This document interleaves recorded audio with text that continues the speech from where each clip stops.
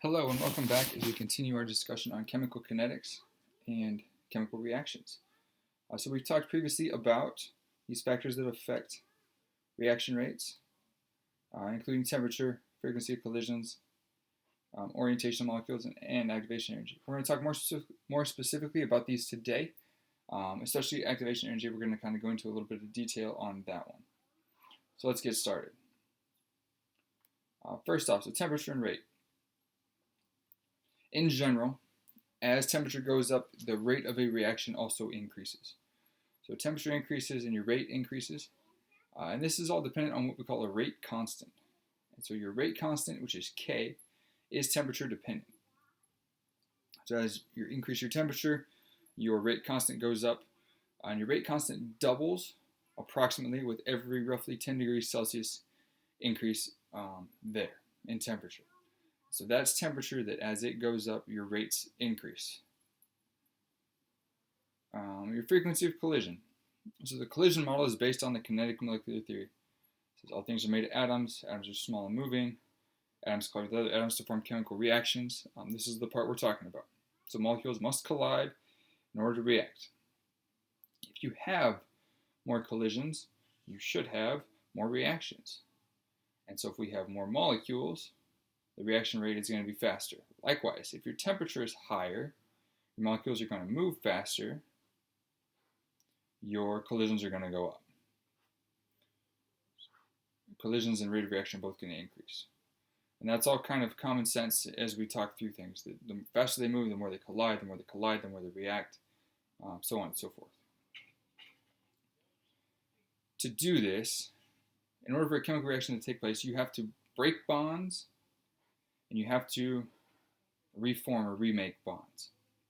And molecules can only react if they collide with each other. If they don't collide, you can't react, which makes sense. I can't form a new bond if I'm not next to or colliding with another molecule.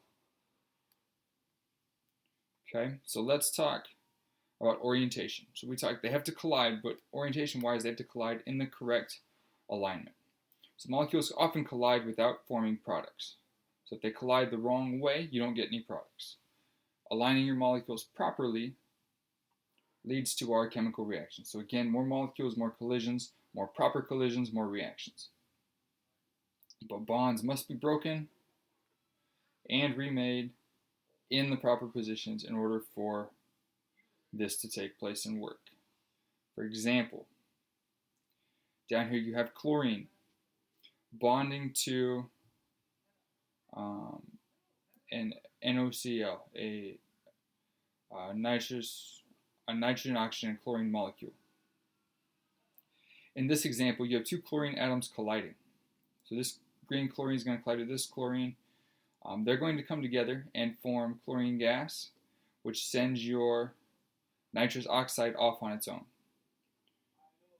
On this one, chlorine collides with oxygen. This red one's oxygen.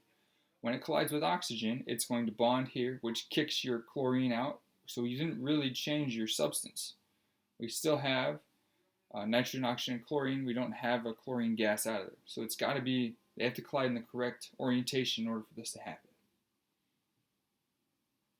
And the last piece we need a certain amount of energy. So the energy needed for a reaction is called activation energy. And this is the minimum energy needed for a reaction to take place. So this is the minimum. You can have more, but you have to have this much. Here's a great illustration of it. So on a golf course, if you're putting uphill and you don't get to the top of the hill, you're never going to make it to your end destination, your product. It's going to come back down, you're going to start back over. Chemical reactions work much the same way. You have to overcome this first initial energy requirement in order to make it to your end stage final product. Along the way, you will have what we call transition states or activated complex, an activated complex. Reactions gain energy as the reaction proceeds until they reach this maximum energy state. And this highest energy state is called the transition state or activated complex. From here, the reaction can go one of two ways. It can continue down, or we can have the reverse reaction take place. But once you get to this point, you basically have free reign to go wherever you want to as far as the reaction is concerned. So this is the energy needed to form this state. It's called activation energy. So in order to get to this complex, you have to have the activation energy required. And that's what we're going to look at more in depth here. So we're looking at how this reaction progresses. And we can show the different molecules and particles along the way. So here you have your initial substance. So carbon's bonded to 3 hydrogens, bonded to a nitrogen, bonded to carbon. As it goes up, as you increase your energy, notice the angle of this bond is changing. So it's becoming more acute, less linear. Okay? And when you get to the top, you see that your initial carbon-hydrogen bond is now perpendicular to your carbon-nitrogen bond. And then when we get to our products, we're going to have these 2 carbons are going to form a bond. So it's going to shift around, and you're going to end up with your hydrogen bonded to a carbon, then bonded to nitrogen. So these are going to be our products. So at the highest energy state, this is going to be our transition state, which transitions from our initial molecule to our final molecule. And whether it is an endothermic or exothermic reaction, you must meet the activation energy in order to proceed. Along with this, we have a distribution of energy in the molecule. So different molecules have different amounts of energy. With regards to gases, we have this average temperature. Remember, temperature is a measure of the average kinetic energy. So that's the average energy, but each individual molecule has its own energy as well. At higher energies, higher temperatures, more molecules possess the energy needed for the reaction to occur. So higher temperatures have more molecules, which is what this is showing. This is my minimum energy needed. At a higher temperature, I'm going to have more molecules. Fraction of molecules is going to be higher than at my lower temperature down here. So I can have more molecules ready to react there. And our last little bit for today. We're looking at the relationship between activation energy and temperature. So the guy named Arrhenius, who dealt with acid theories, he noted the relationship between this activation energy and temperature. And in doing so, he created an equation, developed an equation, shown here, that K equals A, which is a constant, E is your natural log, or the log of E, and then E sub A is activation energy, R is your gas constant, T is your temperature. So in looking at this, we have some things that you should, so K is the rate constant,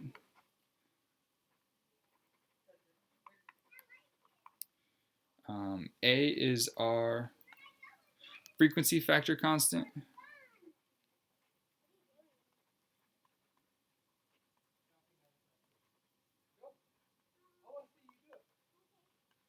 okay, so this is telling us how often these molecules are correctly aligned to react. This can also be known as the pre-exponential factor or the Arrhenius factor, which again indicates the rate of collision and the fraction of collisions with the proper orientation for a reaction to occur. We have E sub A, this is our activation energy.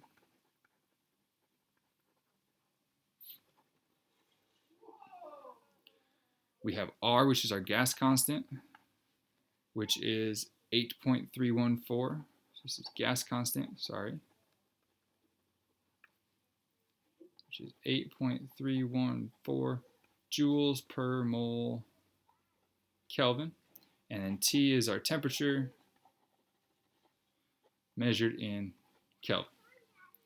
Okay, so when we look at this, we have this is our base equation, original equation here. If we take both sides and raise it to the natural log, we get the natural log of K equals the natural log of A here, plus the natural log of E is going to be 1, and we can move this exponent out to the front. So natural log of E equals 1, and then my exponent can jump to the front. So we get this negative activation energy over RT. If we're looking at a comparison, one of the ways we use this equation is we solve it out for this equation here. And so what they've done with this is they've taken the natural log of K1 equals negative EA over RT1 plus natural log of A. And they've done natural log of K2, which equals the same EA over R times T2 plus natural log of A. And we can subtract these, we can find our difference. That's going to be our activation energy. So what they're going to do is they're going to take natural log of K1 minus natural log of K2, which is equal to this first set, so negative EA over RT1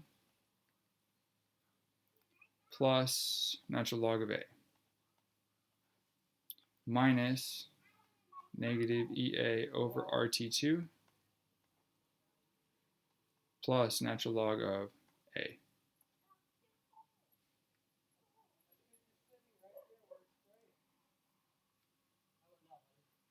Okay? And so from this, we know if we subtract natural logs, we get the same as division. So I can end up with the natural log of K1 over K2 equals, on this side, because I have this whole situation minus this whole situation, I should clear this up for you a little bit.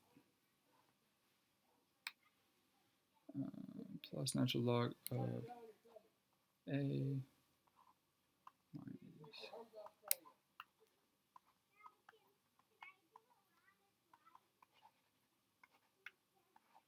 Because I have a natural log of A here positive minus natural log of A here, those are going to cancel out. Anything minus itself is going to be 0. So these are going to disappear, which is going to leave me with my negative activation energy over RT1 minus a negative, so plus activation energy over RT2. And that's what's going to be right here set equal to it. Now, if I'm solving for activation energy, what I can do is I can pull my activation energy and my R constants out of this. So I can end up with the natural log of K1 over K2 equals my activation energy over R times, and then I can flip these because this is negative and this is positive. I can leave them or I can flip them. I'm going to flip mine. 1 over T2, which is this guy, minus my negative sign, 1 over T1, which is this guy. This is going to be the equation that I can use. And we're going to practice using this here on the next page. Okay, so this is your frequency factor, your activation energy. So here we go. So in this situation here,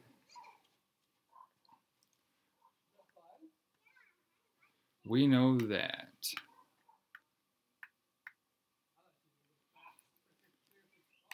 we have a reaction rate constant. So I know that my K1 is 33 per molar seconds. I know that my T1 is going to be 298 Kelvin. And I know that R is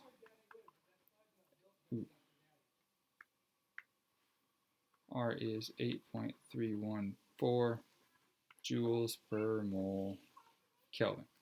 I know my K2 is 45 per molar seconds. I know that T2 is 675 Kelvin. And I know that R is still 8.314 joules per mole Kelvin. I'm looking for this activation energy. Okay, so to find this, we're going to use that last equation that we put together. We're going to get natural log of K1 over K2 equals my activation energy over R times 1 over T2 minus 1 over T1. And then I'm going to solve for this EA. So I'm going to multiply both sides by R. So I'm going to get R times natural log of K1 over K2 equals EA times 1 over T2 minus 1 over T1. I'm going to divide this by 1 over T2 minus 1 over T1.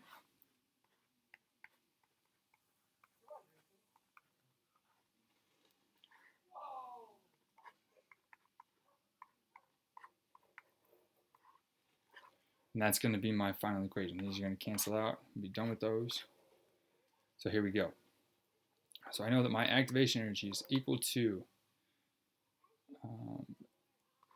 8.314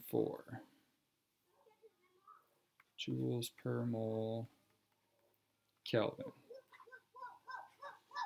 times natural log of K1 was 33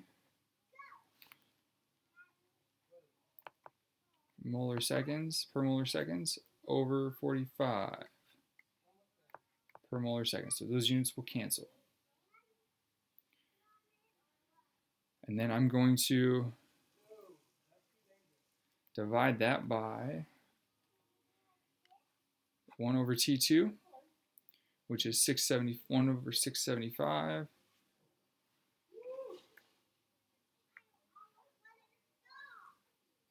minus 1 over 298.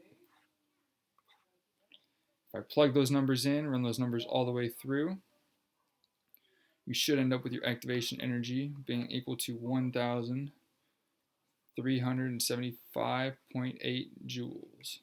Or, because I need two significant digits up here, we call it 3 with our temperature. We'll go 2, we'll go 3. Make life fun. Which would give me 1,380 joules, or 1.38 kilojoules. So that's going to be our activation energy. We'll do some more practice with this, but thank you for working through this with me, and I look forward to seeing you next time.